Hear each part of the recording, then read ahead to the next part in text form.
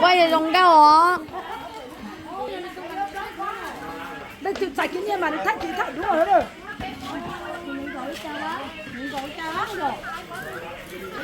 Ôi cha chẳng tìm hát đà thế nè. Giúp cơ li hả?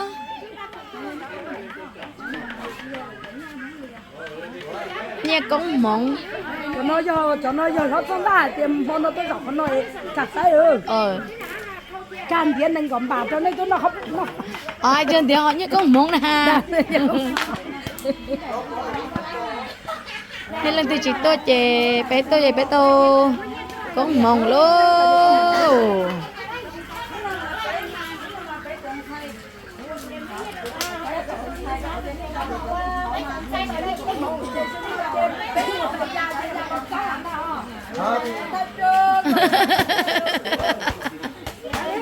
là đâu đó tay giấy thì nó còn tiết chú rồi đó đó từ luôn ở tao lẩu tao tay giấy này chơi tao này đi tiếp tàu nha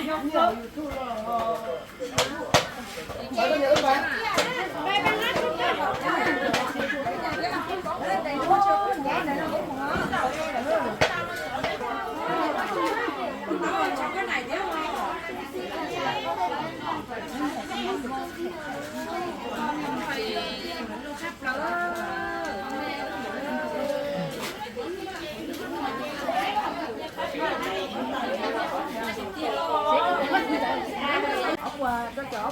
ta tỏ làng đây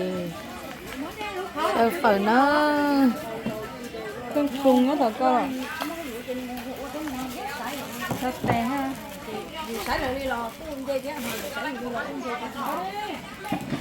tôi có ngay nó cũng thế thì nó chết một số cái là số cái nó niệm đây chẳng đây từng tự như thứ hồi đây là lời chừng nữa để ta thầu chỉ mong trong họ chẳng non rượu cà phê bà lấy tiêu có số hai chồng nó kiếm gì cũng có hai giải biết là hơn là chính những tài đó.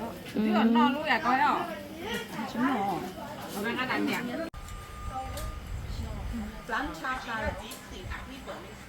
sản nó chơi là dọc gì à sao mà Giá mà. thành ra hành lưu Con chỉ không nên chỉ đâu. Có đủ rồi. Còn nó có tự tới cửa.